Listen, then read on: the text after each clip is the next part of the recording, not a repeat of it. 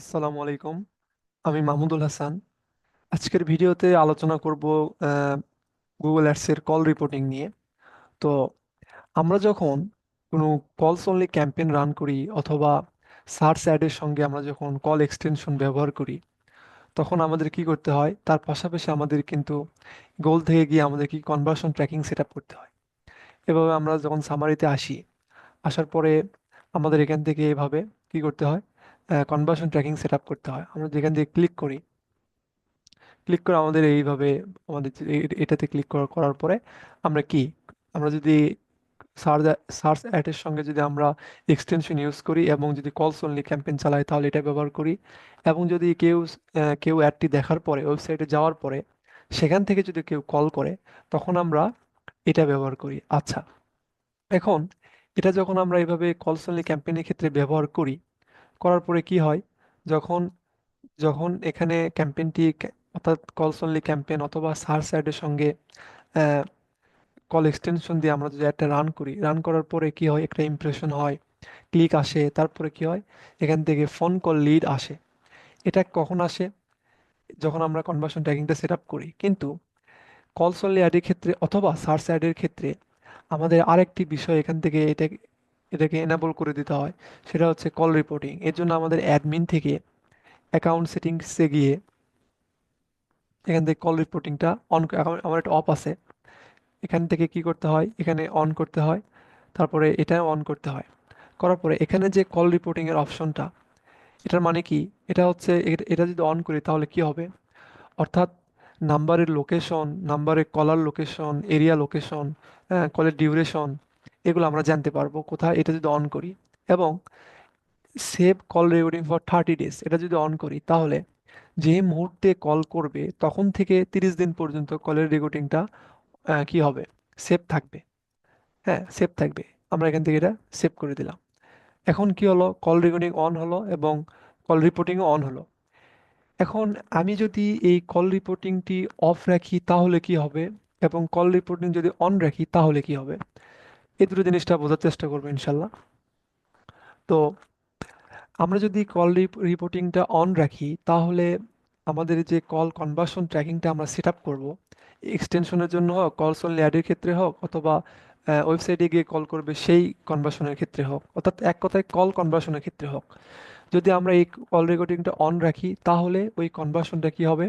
এখানে কাজ করবে। তাহলে এখানে শো হবে যে এত ক্লিকে বা এত ইমপ্রেশনে আমার এত কনভার্সন বা এত ফোন কল লিডস হয়েছে। হ্যাঁ, এখান থেকে এটা শো হবে। অর্থাৎ এক কথায় এই কল কনভার্সনটা কাজ করবে যদি আমরা ওই রিপোর্টিংটা অন করে রাখি।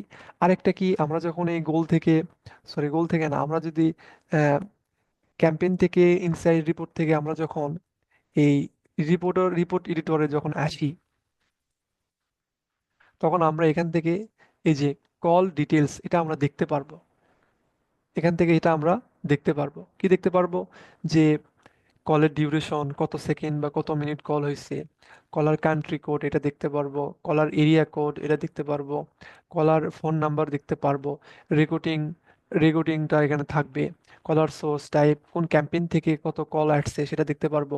এখানে আরেকটা বিষয় আমাদের দেখা জরুরি যে কোন কিওয়ার্ড থেকে আমাদের কি কলটা হয়েছে সেটা আমরা দেখার জন্য আমরা এই যে ডাইনে এখানে সার্চ করব হচ্ছে কিওয়ার্ড। এই সার্চ কিওয়ার্ড এখানে প্লাস বাটনে ক্লিক করব, করার পরে এটা এখানে আসবে। তখন আমরা দেখতে পারবো যে কোন কিওয়ার্ড সার্চ করার পরে কল করছে এবং এই যাবতীয় বিষয়গুলো এখান থেকে দেখতে পারবো। এগুলো কখন দেখতে পারবো? যখন আমরা ওই অ্যাকাউন্ট থেকে কল রিপোর্টিং এবং কল রেকর্ডিংটা অন করব। তখন এটি দেখতে পারবো। এটাই হচ্ছে এই কল কি বলে এটাই হচ্ছে এই কল রেকর্ডিং ও রিপোর্টিং এর কি বেনিফিট বা উপকারিতা বলতে পারেন। এখান থেকে আমরা কি এটা অন করতে হবে। তাহলে অন করলে কি হবে? তো জানলাম এটা যদি অন করা হয় তাহলে কনভার্সন ট্র্যাকিং কাজ করবে, গুগল বুঝতে পারবে, গুগল ভালোভাবে আমার অ্যাডটাকে অপটিমাইজ করতে পারবে। এবং আমরা ওই এখান থেকে অডিটর ইনসাইড রিপোর্ট এডিটর থেকে কলস ডিটেলসটা আমরা ভালোভাবে দেখতে পারবো। এটাই হচ্ছে এই রেকর্ডিংয়ের এবং কল রিপোর্টিংয়ের সুবিধা। তার মানে অবশ্যই আমাদের এটা কি করতে হবে? অন করে রাখতে হবে। এই কলস অনলি ক্যাম্পেইন বা সার্চ অ্যাডের কল এক্সটেনশন ব্যবহার করার ক্ষেত্রে। এখন এটা তো জানলাম যে কল রেকর্ডিং এর সুবিধা। এখন এটার অসুবিধাটা কি? যখন আমরা এই কল রিপোর্টিংটা যখন আমরা অন করে যখন আমরা ক্যাম্পেইনটি চালাবো, তখন কিন্তু গুগল একটি ফরওয়ার্ডিং নাম্বার দিয়ে কলটা করবে। কিরকম বিষয়টা?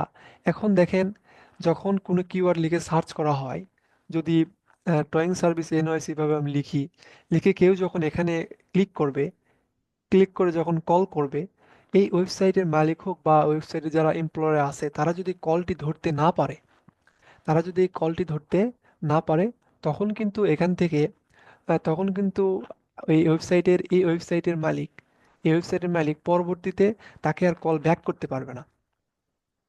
কেন? কারণ তখন গুগল একটি ফরওয়ার্ডিং নাম্বার দিয়ে কল করে। ফরওয়ার্ডিং নাম্বারটা হয় হচ্ছে টেম্পোরারি, অস্থায়ী নাম্বার। যখন কেউ এখান থেকে ক্লিক করে একবার ফোন করে, তখন একটা অস্থায়ী নাম্বার তৈরি হয় এবং কলটি শেষ হওয়ার সাথে সাথে ওই নাম্বারের ভ্যালিডিটি নষ্ট হয়ে যায়। অর্থাৎ ওই নাম্বারে পরবর্তীতে আর কোনো কল ঢোকে না। এটা হচ্ছে এই এখান থেকে এটা কল রেকর্ডিং এর অন করার অসুবিধা। অর্থাৎ এখন দেখেন, আপনার এই কেউ কোনো একটা সার্ভিস দরকার হলো, সে এখন আমি আমার সার্ভিসটি দরকার হলো, আমি এখন এখানে ফোন করব তো ফোনটি যদি সে তখন না ধরে, পরবর্তীতে ওই ওয়েবসাইটের মালিক আমাকে আর কল ব্যাক করতে পারবে না। এখন বিভিন্ন ওয়েবসাইটের বলেন, বিভিন্ন বিজনেসের ক্ষেত্রে শুধুমাত্র একবার কল দিয়ে একটা মানে সার্ভিসটা আসলে কনফার্ম করা সম্ভব হয় না। অনেক ক্ষেত্রে দুইবার কল করা হতে পারে বা তিনবার কল করার প্রয়োজন হতে পারে। তো এক্ষেত্রে যদি আমি এটা অন করি, এটা একটি বড় প্রবলেম হয়ে দাঁড়াবে। কিন্তু আবার এটা যদি অন না করি, তাহলে কি সমস্যা হবে? তাহলে এই হচ্ছে প্রবলেম। এখন আমি যদি এই রিপোর্টিংটা তাহলে অফ করে দেই, তাহলে যে প্রবলেম হবে, আমরা যে এখান থেকে রিপোর্টার রিপোর্ট এডিটর থেকে যে আমরা কল ডিটেলসটা দেখতে পারছিলাম এখানে, তারপরে এখন আমি যদি ওই কল রিপোর্টিংটা অফ করে দিই, তাহলে এখানে আর কোনো ডেটা শো করবে না। এখানে কলার ডিউরেশন, সেকেন্ড, কোন ক্যাম্পেইন থেকে কোন কিওয়ার্ড থেকে কল হয়েছে, এগুলো আমি আর দেখতে পারবো না। কখন দেখতে পারবো না? যখন আমি ওখান থেকে কি হবে, ওখান থেকে আমি ওটা অফ করব। এখান থেকে যখন আমি এটা অফ করব, এটা যখন আমি অফ করে দিব, তখন আমি আর ওই ডিটেলসগুলো দেখতে পারবো না। এবং আরেকটি অসুবিধা হবে কি, আমি যে এই ক্যাম্পেইনের জন্য যে কনভার্সন ট্র্যাকিং করছি, সেই কনভার্সন ট্র্যাকিংও কাজ করবে না। মানে কনভার্সন ট্র্যাকিং কাজ করবে না, এবং এখানে কত লিড হয়েছে, ফোন কল হয়েছে, এগুলো আমি দেখতে পারবো না। কখন দেখতে পারবো না? যখন আমি এখান থেকে এটা অফ করে দিব। তাহলে দেখেন, দুই দিকেই সমস্যা। যদি আমি অন করে রাখি, তাহলে আমার যদি পরবর্তীতে আমি ফোনটা ধরতে পারিনি, কিন্তু কলটা আমি আবার ব্যাক করতে যাচ্ছি আমার কাস্টমারের কাছে বা ইউজারের কাছে, সেটা করতে পারবো না। আবার যদি এটা অফ করে রাখি, তাহলে আমার কল কনভার্সন ট্র্যাকিং কাজ করবে না, গুগল বুঝতে পারবে না কোন ক্যাম্পেইন থেকে অথবা কোন অ্যাড গ্রুপ থেকে কোন কিওয়ার্ড থেকে আমার কনভার্সনটা আসলে হচ্ছে। তাহলে এক্ষেত্রে আমি কি করব? দুদিকেই সমস্যা। এই ক্ষেত্রে আমি ক্লায়েন্টের সাথে কথা বলবো। ক্লায়েন্ট যদি বলে না, আমার এখানে কনভার্সন ট্র্যাকিং এর সাথে কাজ করে, এখন ক্লায়েন্ট বলল যে আমার আমি যদি কোনো ফোনটা আমি যদি ধরতে না পারি, তাহলে আমি যাতে পরবর্তীতে কল ব্যাক করতে পারি।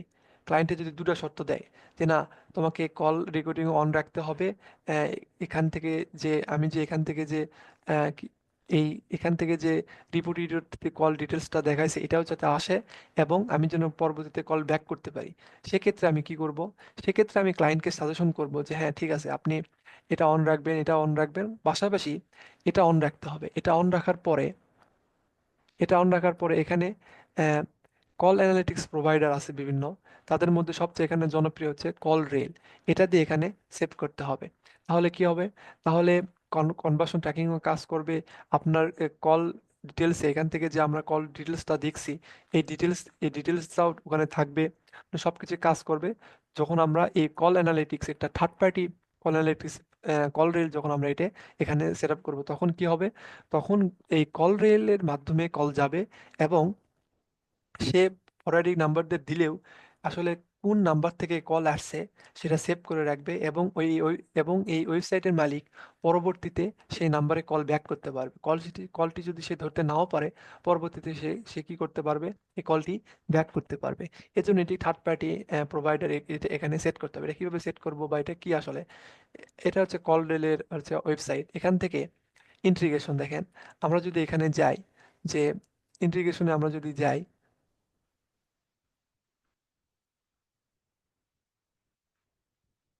এখানে বিভিন্ন ইন্টিগ্রেশন আছে। এখান থেকে এই কল রেলটা আমরা গুগল অ্যাডসের সঙ্গে ইন্টিগ্রেট করতে পারবো, গুগল অ্যানালিটিক্সের সাথে ইন্টিগ্রেট করতে পারবো, তারপরে হাবস্পটের সাথে, ইনস্টাগ্রাম, তারপরে গুগল মাই বিজনেসের সাথে ইন্টিগ্রেট করা যাবে। মানে এই সকলের সাথে ইন্টিগ্রেট করে কলটা ট্র্যাকিং করা যাবে। তারপরে আরও বিভিন্ন আছে, যেমন আহ, বিভিন্ন সিএমএস এর সাথে, মুইক্স এর সাথে, ওয়ার্ডপ্রেসের সঙ্গে, এগুলোর সাথে কি করা যাবে, অ্যাড করা যাবে। এবং এটা কিন্তু ফ্রি না, এটার হচ্ছে একটা প্রাইজিং আছে। প্রাইজিংটা যদি আমরা দেখি, কল ট্র্যাকিং আমরা 14 দিনের ফ্রি ট্রায়াল দিবে, তারপরেও এখানে মান্থলি $45 লাগবে বেসিক প্ল্যানে। কি করে 5টা লোকাল নাম্বার অ্যাড করা যাবে, এবং 250, মানে অর্থাৎ 250 লোকাল মিনিটস ইয়ে করা যাবে, মানে সেভ করে রাখা যাবে। এবং এটা যদি আপনি গুগল অ্যাডসের সঙ্গে সেট আপ করতে চান, তাহলে এখান থেকে গুগল অ্যাডসের সঙ্গে সেট আপ করা হয়, তাহলে এটা এখান থেকে এভাবে দেখা যাবে যে দেখেন কোন কিওয়ার্ড থেকে কত কল আসছে টোটাল, কত কলের উত্তর দেওয়া হয়েছে, মিস কল হয়েছে কতগুলো, হ্যাঁ ভয়েস মেল হয়েছে কতগুলো, এভাবে এখান থেকে দেখা যাবে। অর্থাৎ এটি একটি পেইড অ্যানালিটিক্স টুল। তো ক্লায়েন্টের যদি এখন রিকোয়ারমেন্ট হয়, বা ক্লায়েন্টের বিজনেসের ধরনের যদি এরকম হয় যে যে কল করছে তাকে কল ব্যাক করাটাও জরুরি, সেক্ষেত্রে এই কল রেলটা ব্যবহার করতে হবে।